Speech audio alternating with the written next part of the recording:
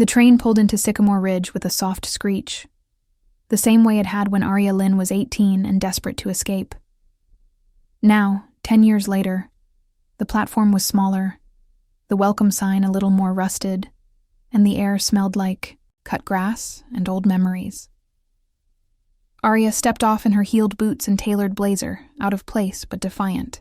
Her suitcase clicked behind her like a metronome to her heartbeat, steady, controlled. She'd spent the last decade building herself into a woman who could hold her own in New York's cutthroat design scene. She had led campaigns, curated, gallery shows, even had her name in an arts blog once. But none of that armor mattered here. In Sycamore Ridge, she was still that Lynn girl, the overachiever who left town with fire in her chest and never looked back. Her phone buzzed. A text from her mom. "Dad's better today. Slow down. Don't stress. Love you." Arya sighed. She hadn't even made it to the car rental kiosk yet, and already her chest ached. She hadn't come back to reconnect. She came because her father was sick, and her mother was tired, and the small-town art festival needed someone with vision. Apparently, someone who left town chasing big city dreams could still be useful when things fell apart. She grabbed her keys from the tiny rental desk and headed toward the parking lot, eyes scanning the streets beyond. The shops looked almost the same. Quinn's Bakery, the old movie theater with its flickering marquee, and her breath caught. That's where they used to meet. Under the crooked lamppost beside the record store. Two rivals, two girls. Sharpening, their wit like blades. Laughing, almost kissing. She shook the memory off like water. No, she wasn't here for that. Not for her. Not for Riley Stone. The name alone summoned a tangle of emotions. Bitterness, heat, regret. Riley had been her match in every way back then. Captain of the debate team, editor of the school paper. Brilliant, infuriating, beautiful. They'd challenged each other at every turn, pushed each other harder than anyone else dared. And then, it had ended. Badly. Arya had gotten her scholarship and left. Riley had stayed. They hadn't spoken since.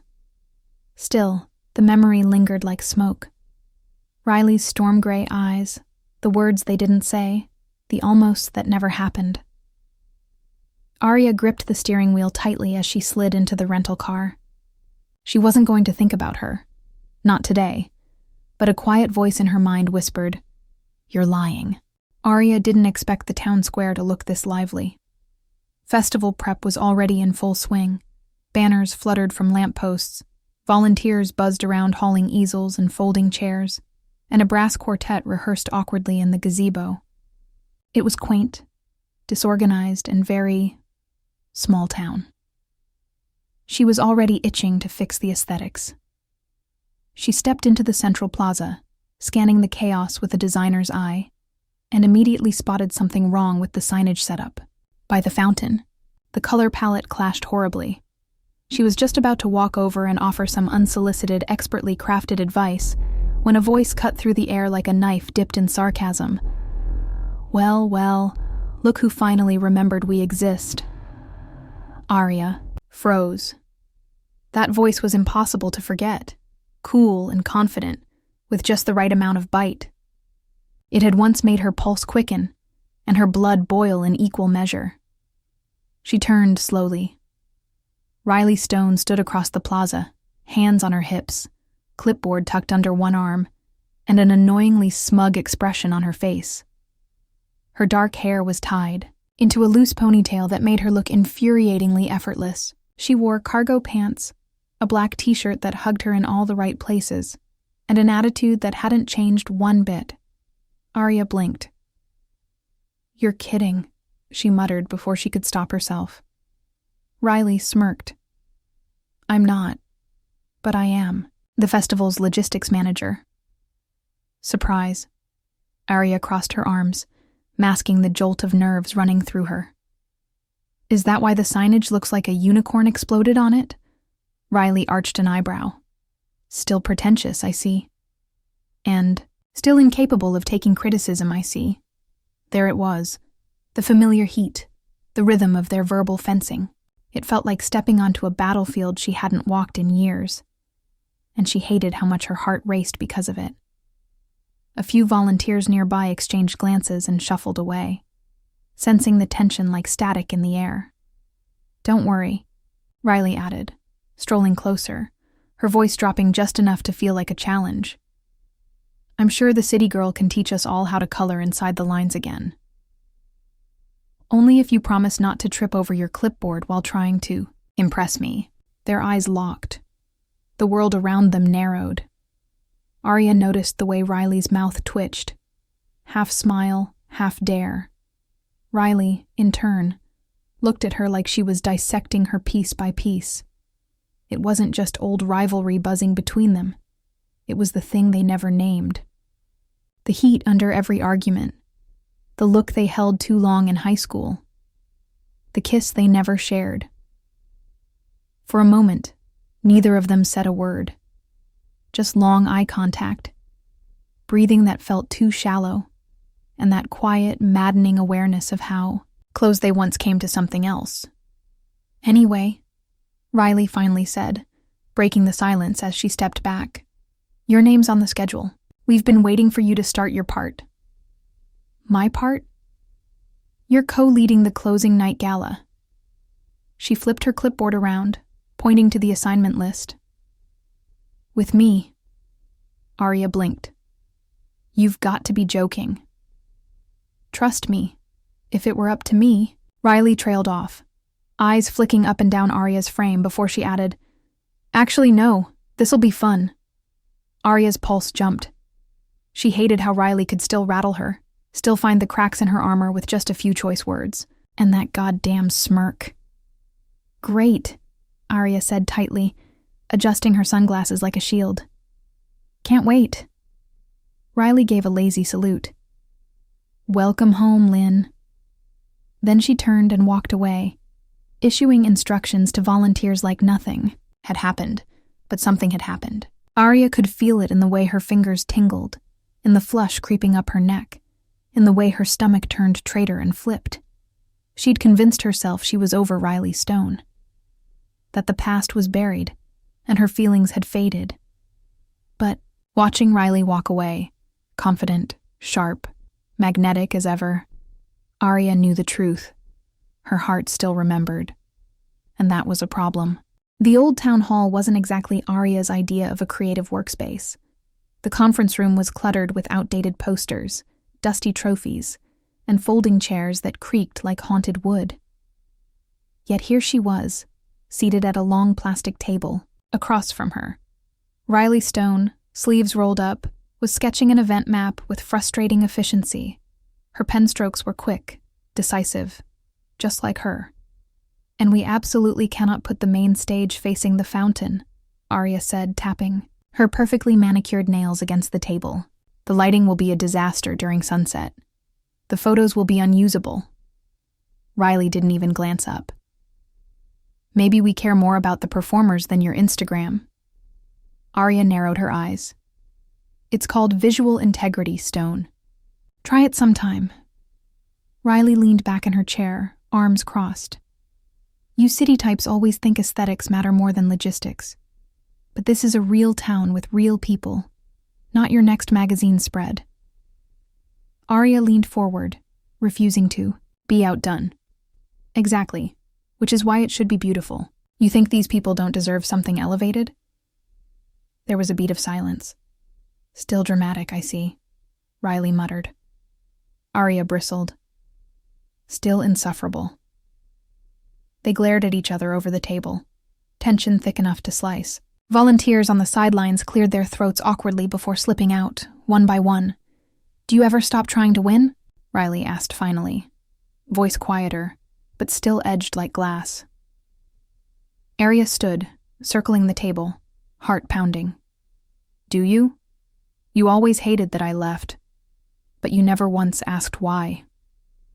"I didn't have to," Riley shot back, rising to match her. "You ran. That's what you do.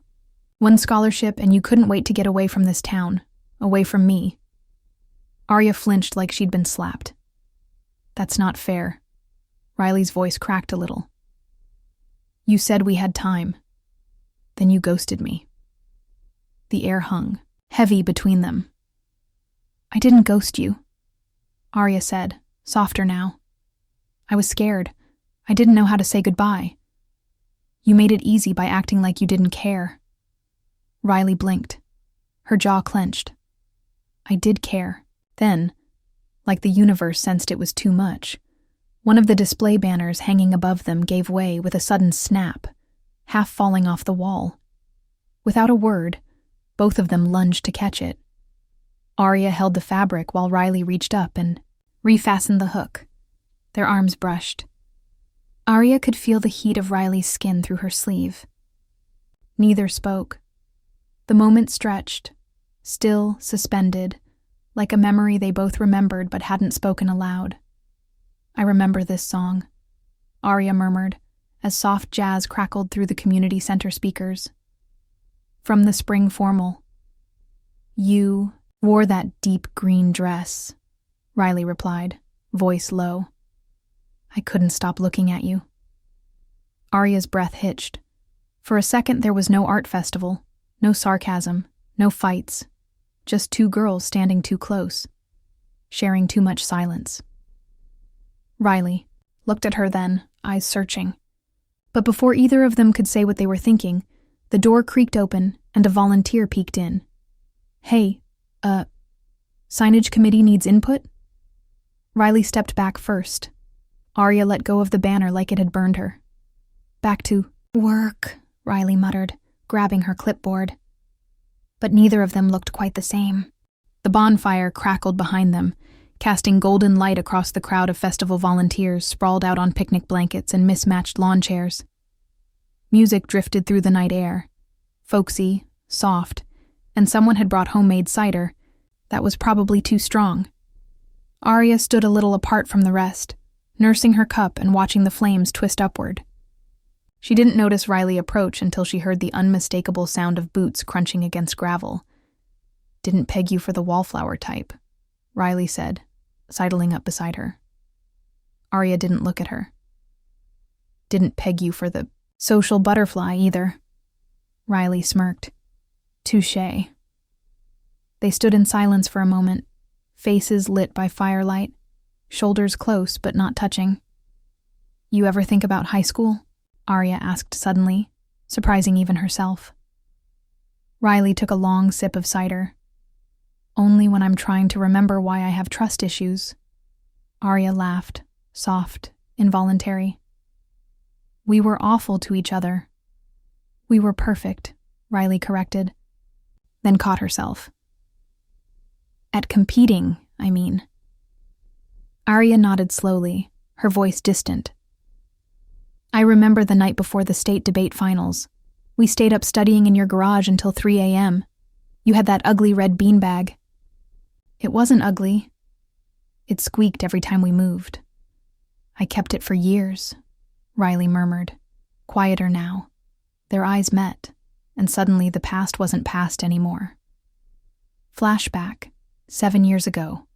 The world was smaller then. Hallway. Whispers. Smudged notebooks. The scent of markers and teenage nerves. Arya and Riley had circled each other like twin flames. Competitive, clever, and just a little too close. They studied late in Riley's garage, the air thick with unspoken things. Do you have to highlight in 5 colors? Riley asked once, watching Arya flip through a packet. It helps me focus. It's distracting. Then stop watching me. Silence. I don't want to stop, Riley had whispered. And under the bleachers after the spring formal, both, tipsy on sparkling cider and adrenaline, they'd leaned in, cheeks flushed, hearts racing, their lips almost touched. But Arya had pulled away. I can't. Riley's expression had crumpled. Why not? Arya hadn't answered. Back to present. Day, I didn't understand why you left like that, Riley said now, voice low. You got your scholarship and then you were just gone. No goodbye, no explanation. I thought if I stayed 1 second longer, Arya replied, her words catching. I would have stayed forever. Riley's jaw tightened. You make that sound like a bad thing. I was scared. Of me, of everything, of wanting something I didn't know how to name, of this town trapping me, of losing who I was becoming. Riley looked at the fire. Her voice was bitter but calm. You didn't just leave town, Arya. You left me. You knew how I felt, and you still left. Arya reached out, fingers brushing Riley's arm. I missed you more than I want to admit. Riley turned to her, eyes hard and unreadable. You didn't miss me enough to stay. The words hit like a stone to the ribs. Arya recoiled slightly, the sting of truth deep in her chest. I couldn't stay, she said, but that doesn't mean I didn't care. Caring's easy, Riley said. Showing up, that's the hard part. They stood in the flickering shadows, the space between them heavy with everything they hadn't said. The fire crackled, and laughter from the crowd drifted like ghosts. I'm here now, Arya whispered. Riley didn't respond right away, just stared into the flames like they held answers. Yeah, she said finally. Let's see how long you last this time. And with that, she walked away. The forecast had promised clear skies, but summer had other plans. One moment, Arya was tying up lights around the entry arch for the gala stage, and the next, fat droplets were splattering onto her clipboard. The downpour hit in seconds, wild, unapologetic, and soaking her silk blouse before she could blink. Of course, she muttered, ducking under the nearest awning. A shadow joined her seconds later, boots thudding, water dripping from short tousled hair. Riley. She shook the rain from her arms and grinned like it was all a joke. Guess the city girl forgot about summer in real towns. Arya rolled her eyes but smiled despite herself. Remind me why I agreed to do this again? Because deep down, you like being around me. A pause. The rain poured in heavy sheets, thudding against the sidewalk, blurring the world into gray and silver. They stood side by side, breathing hard from the dash, their clothes clinging to them like second skin. Riley ran a hand through her hair. Arya watched a rivulet of water trace down her jaw. Riley noticed. What? You look ridiculous, Arya lied, trying to ignore the warmth creeping into her throat. You look like a wet fashion ad, Riley said, deadpan. The tragic kind. That made Arya laugh. It surprised her, how easy it felt. How natural, for a moment, to be beside Riley with no one else in the world but the rain. A sudden gust blew a damp lock of hair across Riley's cheek. Arya reached out, almost without thinking, and brushed it aside. Her fingers lingered just a moment too long. Riley stilled, their eyes met. Something shifted. No snark, no shields, just breathing. Arya's hand dropped, but their bodies didn't move away. They leaned closer, almost unconsciously. Her pulse thrummed in her ears. She could smell the rain on Riley's skin, feel the warmth radiating from her even through soaked fabric. Their fingers brushed, their noses almost touched. And then, "Hey, Riley, we need you over by the sound booth." The shout from across. The street shattered the moment like glass. Riley blinked, stepped back. Arya's heart slammed in her chest. "Right," Riley called, voice tight. "Coming." She hesitated, just for a heartbeat, then gave Arya a look too complicated to read and jogged off into the rain. Alone under the awning, Arya touched her, lips with trembling fingers. She wasn't 17 anymore. This wasn't high school, but somehow it felt just as dangerous. She had no idea if she was ready to open that door again, but it had definitely started to creak. "You realize you've said her name 6 times in the last 10 minutes, right?" Jessie teased, elbowing Arya as they sorted name tags for the gala planning dinner. Arya rolled her eyes. I have not. You have, Jessie grinned. Riley. This, Riley that. Admit it. You're still into her. I'm not, Arya began, then stopped herself. We're just working together. That's it. Jessie raised a perfectly arched brow. Funny. She asked about you a week before you showed up. Wanted to know if you'd really come back. Arya blinked. She did? Jessie nodded, smug. Face it, there's unfinished business. Meanwhile, across town in Morgan's cramped kitchen, Riley stirred a pot of pasta while her younger sister leaned against the counter, arms folded. You're impossible, Morgan said flatly. Riley sighed. I'm not doing this with you. You already are. You look at Arya like she hung the damn moon, and then you go cold the second she gets close. She left, Riley muttered. She's back. And?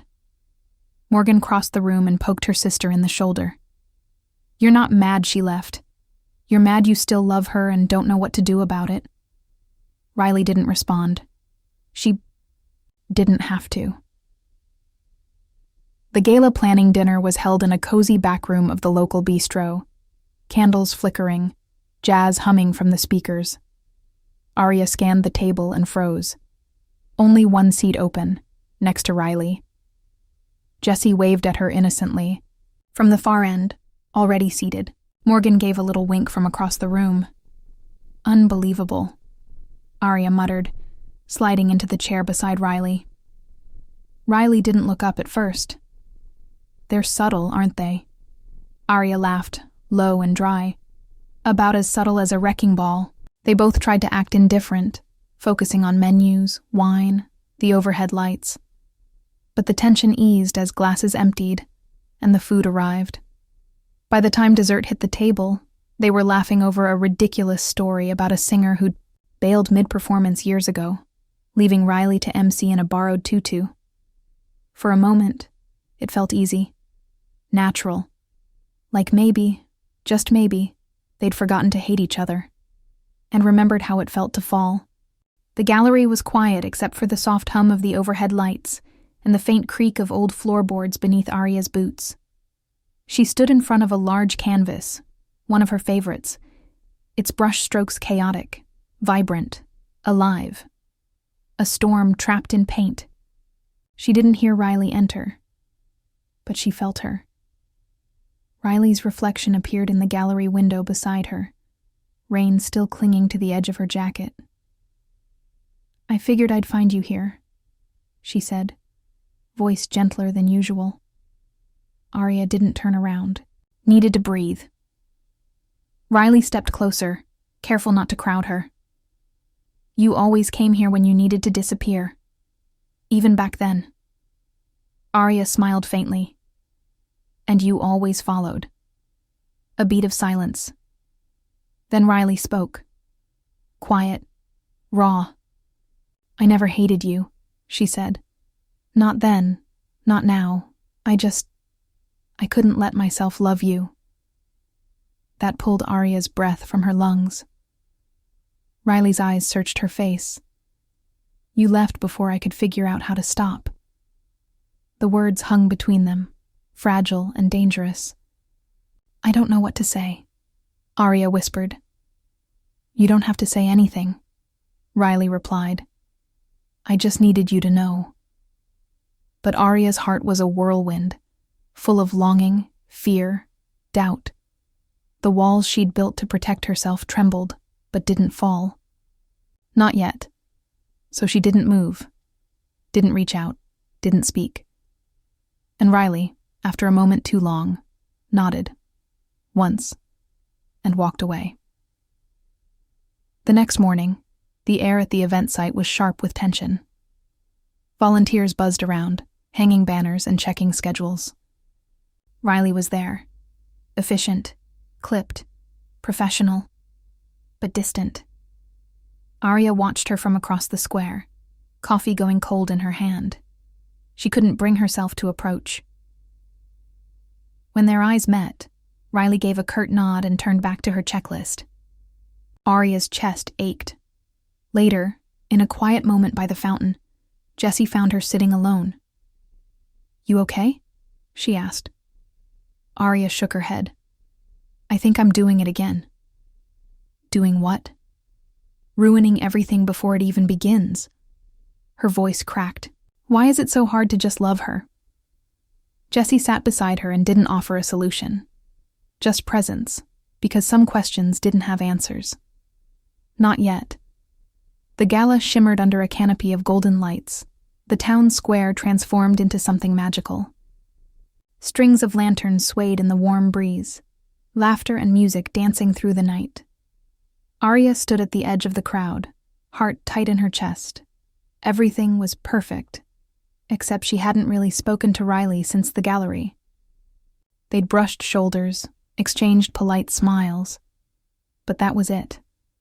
A cold distance sat between them, wrapped in all the words left unsaid. She spotted Riley across the plaza, clipboard in hand, dressed in a sleek midnight blue suit. She looked composed. Unshakable. Aria couldn't tell if her heart ached or fluttered. When the band finished their opening number, the MC took the mic and introduced a surprise speaker. To close our celebration, a few words from someone who kept this entire thing running smoother than we deserved. Riley Stone. Applause rose. Riley stepped on stage, clearly not expecting the spotlight, but accepting it with her usual calm. "Hi." "Wow." "Thanks," she began, rubbing the back of her neck. She cleared her throat. "I'm not one for speeches or attention. But this event came together because of a team. Volunteers, artists, staff. Everyone who gave their time and hearts." She paused, scanning the crowd. Her eyes found Aria's. "And to the person who made me believe again," Riley said, voice growing steady. "Even if she doesn't know it yet, thank you." A hush fell, then applause, warm, echoing. But Aria barely heard it over the sound of her own heartbeat. When the crowd shifted, she moved fast, weaving through tables and guests toward the back of the stage. Riley was there, leaning against a post, hands shoved in her pockets. She turned as Aria approached. Aria didn't hesitate. "I didn't stay last time," she said, breathless. "But I'm here now." Riley's brows rose slightly, hope flickering like the lanterns overhead. "I don't have all the answers," Aria continued, "but I know I don't want to keep running." Riley stepped forward. "So don't." Their kiss came slow, like a door easing open after years locked tight. Gentle, searching, filled with the ache of everything they'd lost, and everything they might still find. Aria's hands curled in Riley's jacket. Riley's fingers tangled in Aria's damp curls. Then, ring, ring. Aria froze. She fumbled for her phone, pulse suddenly pounding for another reason entirely. "Hello?" Her voice wavered. On the other end, the hospital. Her father had taken a turn. It was serious. She hung up, numb, turning slowly to Riley. I have to go," she said, panic blooming in her chest. Riley stepped closer. "Of course. Do you want me to come with—" "I don't know," Aria whispered, eyes wide and lost.